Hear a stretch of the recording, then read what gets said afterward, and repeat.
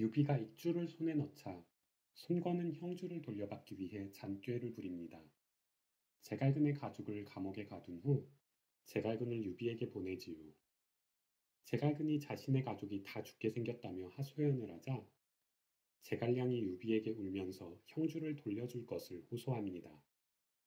그러자 유비가 형주 남부 3군을 돌려주겠다며 제갈근에게 관우를 만나라고 합니다. 제갈근이 신이 나서 형주로 달려가지만 관우는 형님의 지시라도 형주를 돌려줄 수 없다고 버팁니다. 그러자 열받은 손권이 힘으로 형주를 빼앗으려 하지만 노숙이 말리고 나섭니다. 이렇게 관우와 노숙이 형주의 지배권을 놓고 익양에서 회담을 가지게 됩니다. 하지만 이것은 순수한 회담이 아니었습니다. 노숙은 회담장 근처에 병사를 숨겨 관우를 암살하려고 합니다. 하지만 호락호락 당할 관우가 아닙니다. 관우는 술에 취해 노숙에게 기대는 척하며 노숙을 인질로 삼아 무사히 자리를 빠져나옵니다. 이렇게 형주가 유비의 땅으로 굳어지려는 순간 북쪽에서 무서운 소문이 들려옵니다. 한 총을 손에 넣은 조조가 익주로 쳐들어온다고 말이죠. 그러자 제갈량이 꾀를 냅니다. 동호에게 형주를 나눠주는 대신 합비 공격을 요청하는 것이죠. 이것은 손권 입장에서 거절할 이유가 없는 제안입니다. 이렇게 손권은 형주 절반을 손에 넣고 중원 진출을 위한 길목인 합비로 출병합니다. 덕분에 유비도 조조의 침공 문제를 해결하고 한숨 돌립니다. 이번에는 정사의 기록을 살펴보겠습니다. 익양 대치에 대한 삼국지 촉서의 기록이 부족해 삼국지 5서 손권전, 여몽전, 노숙전 위주로 살펴봤습니다. 유비가 양주를 손에 넣는 즉시 형주를 반환하겠다 라고 하자 손권이 발끈해서 소리칩니다. 돌려줄 생각도 없으면서 헛소리로 시간을 끄는구나. 잠시 후 손권은 장사 영릉 계양에 오해 관리를 파견합니다. 당연히 관우는 이들을 내쫓습니다. 손권이 관리들을 파견한 것은 명분을 만들기 위함으로 보입니다. 손권은 기다렸다는 듯이 실력 행사에 나섭니다. 손권은 여몽에게 선우단, 서충, 손규 등과 함께 2만 병사를 거느리고 형주 남부를 공격하게 하고 노숙에게는 병사 1만으로 파구에서 관우를 경계하게 합니다. 그러자 여몽은 무력 시위로 손쉽게 장사와 계양을 손에 넣고 영릉으로 향합니다. 이때 유비 입장에서 장사의 함락이 아쉬운데요. 그것은 장사태수 요립이 꽤 유명한 인물이었기 때문입니다. 요립은 20대의 젊은 나이에 장사태수가 되었고 제갈량에게 방통과 요립은 왕을 보좌할 인재다 라는 높은 평가를 받았습니다. 물론 제갈량이 사람 보는 눈이 부족했다는 평가도 많습니다.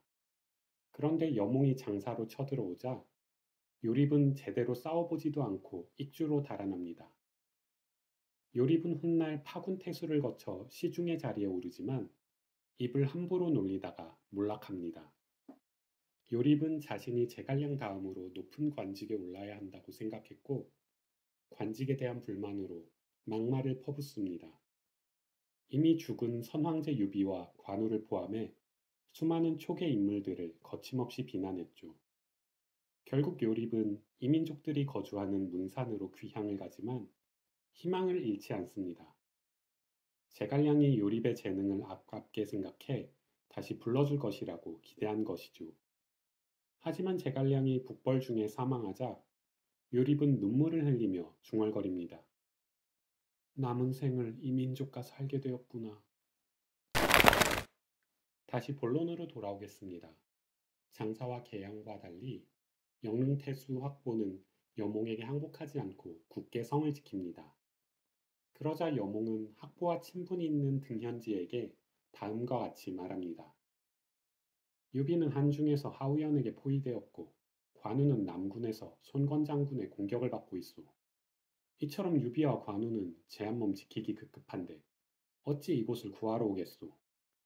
나의 정예병들이 성문을 넘어 학보의 노모를 죽이기 전에 어서 항복하라 전하시오. 등현지가 성 안으로 들어가 이 말을 전하자 학보는 겁에 질려 성문을 엽니다. 그런데 학보를 만난 여몽은 깔깔 웃으며 편지 하나를 건네줍니다. 학보가 의아한 표정으로 편지를 읽어보니 그 내용이 다음과 같습니다. 유비가 대군을 거느리고 형주에 왔고 관우가 곧 쳐들어올 기세요. 영릉은 포기하고 익양으로 달려가 노숙을 도우시오. 여몽이 형주 남부를 침공했다는 소식에 분노한 유비는 5만 대군을 이끌고 달려왔습니다. 이 중 3만을 관우에게 주고 형주 남부를 되찾게 했고요. 그런데 여몽은 유비와 관우가 수세에 몰린 것처럼 학보를 속인 겁니다. 뒤늦게 진실을 알게 된 학보는 후회와 부끄러움에 어쩔 줄 몰라 했다고 합니다.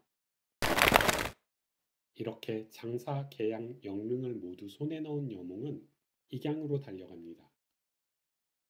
이렇게 익양에서 관우와 노숙이 전쟁을 벌이려는 찰나 변수가 생깁니다. 조조가 한중을 공격해 장로가 파서로 달아났다는 소식이 전해진 겁니다.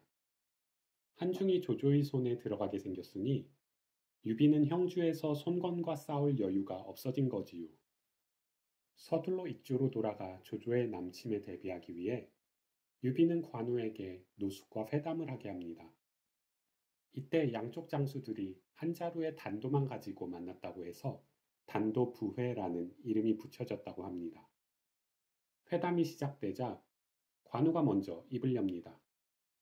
오림에서 유비 장군이 갑옷을 풀 새도 없이 죽기로 싸워 조조를 물리치셨소.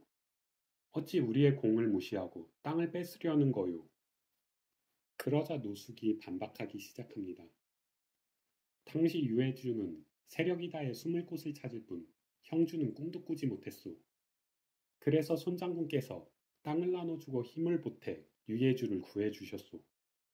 그런데 유해주는 손장군의 호의를 저버리고 익주를 얻었음에도 형주까지 차지하려 하니 이것은 저작거리 백성도 참을 수 없는 일이거늘 어찌 오해 군주께서 참을 수 있으시겠소. 그러자 관우의 수하 중 하나가 나서서 말합니다.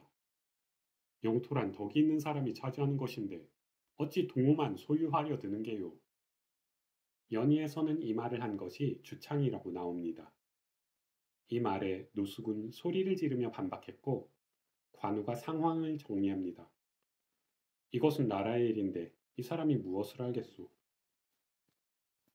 이렇게 회담이 성과 없이 끝나지만 유비는 손권에게 사자를 보내 화해를 청합니다.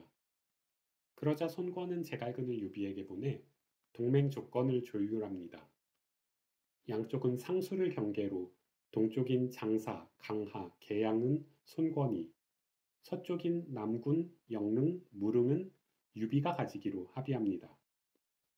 다음 시간에는 익양대치 직후에 일어난 전투, 손권의 합비 공격에 대해 다뤄보겠습니다.